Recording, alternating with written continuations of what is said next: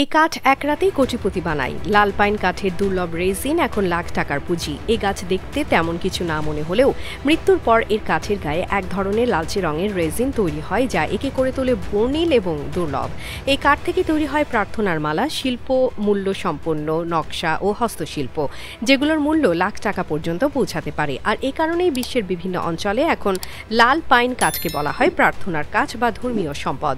এই কাঠের বিশেষ বৈশিষ্ট্য তৈরি হয় গাছটি মৃত্যুর পর দীর্ঘদিন ধরে মাটির ভেতরে বা শুষ্ক পরিবেশে মৃত অবস্থায় থাকার ফলে গাছের ভেতরে তৈরি হয় এক ধরনের বিশেষ প্রাকৃতিক রেজিন, যেটি কাঠের তন্তুগুলোর মধ্যে লালচে বাদামি আবরণ সৃষ্টি করে। এই রঙিন ও সুগন্ধি রেজিন কাঠকে শুধু দৃশ্যত আকর্ষণীয়ই করে না, বরং এটি শক্তি ও স্থায়িত্বেও অনেক বেশি উন্নত।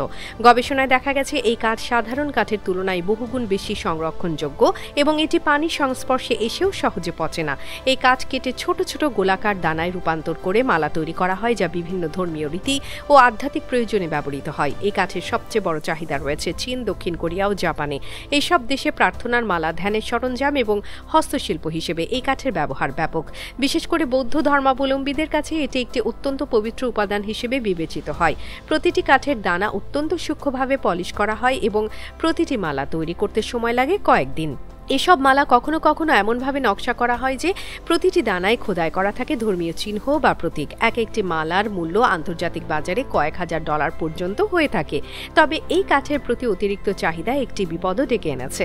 লাল পাইন কাঠের রেজিন স্বাভাবিকভাবে তৈরি হতে কয়েক বছর সময় লাগে এবং সেটিও কেবল তখনই তৈরি হয় যখন গাছটি স্বাভাবিক উপায়ে মারা যায়। কিন্তু অতিরিক্ত লোভের কারণে এখন কিছু ব্যক্তি ইচ্ছাকৃতভাবে গাছ পোড়ানোর বা কেটে ফেলার মাধ্যমে সেই রেজিন উৎপাদনের চেষ্টা করছেন। এতে গাছের স্বাভাবিক বৃদ্ধির চক্র নষ্ট হচ্ছে এবং পরিবেশের উপর পড়ছে ক্ষতিকর প্রভাব। বন বিভাগের নিয়ম ভঙ্গ করে অনেক সময় কাঠ চুরি করে নিয়ে যাওয়া হচ্ছে পাহাড়ি অঞ্চল থেকে, যা একটি বিপজ্জনক বন উজাড়ের ইঙ্গিত দিচ্ছে। লাল পাইন কাঠের প্রাকৃতিক রূপান্তরের এই রহস্যময় চক্র একটি গাছ কিভাবে মৃত্যুর পরও কোটি টাকার সম্পদে পরিণত হতে পারে তা দেখিয়ে দিয়েছে। আর সেই সম্পদ রক্ষায় এখন প্রয়োজন সুপরিকল্পিত বননীতি, সচেতনতা এবং বৈজ্ঞানিক সমাধান।